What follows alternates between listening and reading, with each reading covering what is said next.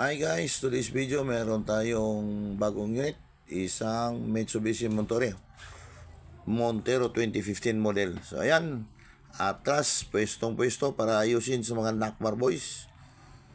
As usual, gilid pa rin tayo ng daan. So ayun, Abante Nakmar boys, pasok agad. So ayan, in-scan gamit yung install na scanner natin dyan. So may trouble code agad, nakita. So yung orange ang kulay, yun ang mga trouble code niya.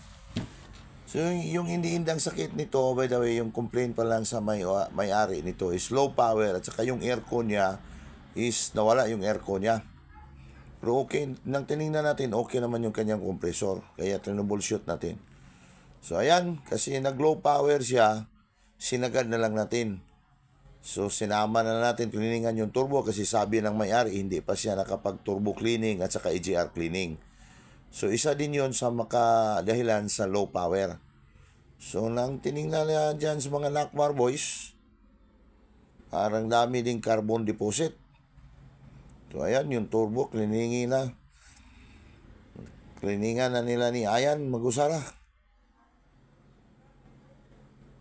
Kanyang throttle body. Ay, yung EGR.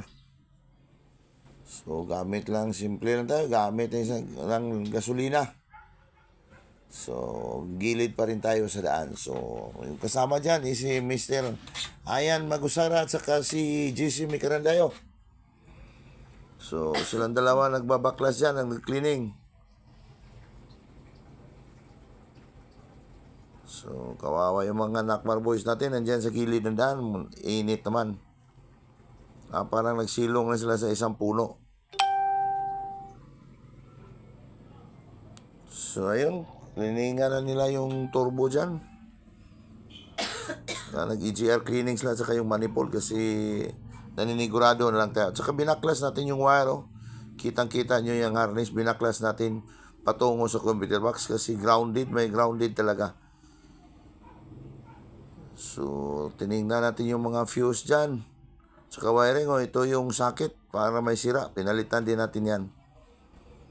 So, mahirap talaga tumbukin kung ano ang dahilan dyan sa low power. So, yung wiring natin dyan, chinek. So, madugong trabaho ginagawa sa mga Nakmar boys dyan. Baklas yung dashboard, tinignan yung mga wirings. So, ayun, no, ito yung fuse box. Chinecheck nila talaga. Saka bago tayo dyan, ito na nga yung diagnose natin, isang pressure sensor.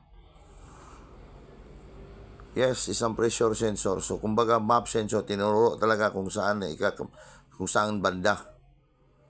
So, pinakita natin yung bago dyan, Mitsubishi brand, no?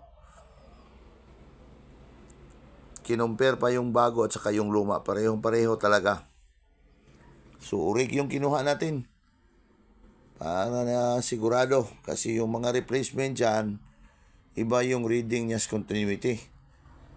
So ayun, kinabit na sa mga Nakmar boys. Bago tayo pinpoint na gano'n, yun ang sira, meron pa tayong mga wiring check up dyan. Madugo pang trabaho ginagawa natin.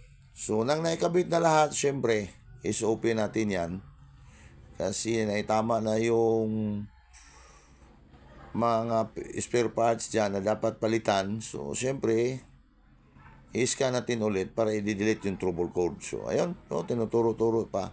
Dyan, nakalaga yung map sensor niya o the pressure sensor. So, dito, paandarin muna natin. Makinig tayo sa technician. Yun, wala nang check engine.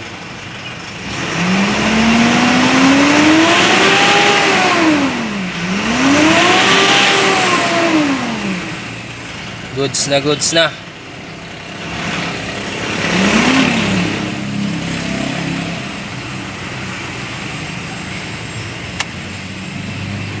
Start ulit.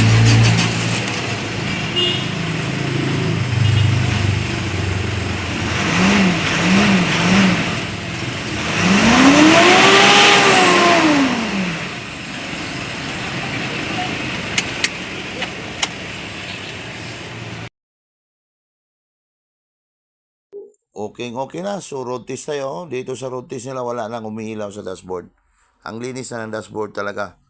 So parang okay na ang trabaho sa mga Nakmar Boys. Salamat Nakmar Boys. Naayos natin yung trabaho dyan. So another satisfied customer. So road test na kayo. Ingat, hanggang dito lang. Maraming salamat.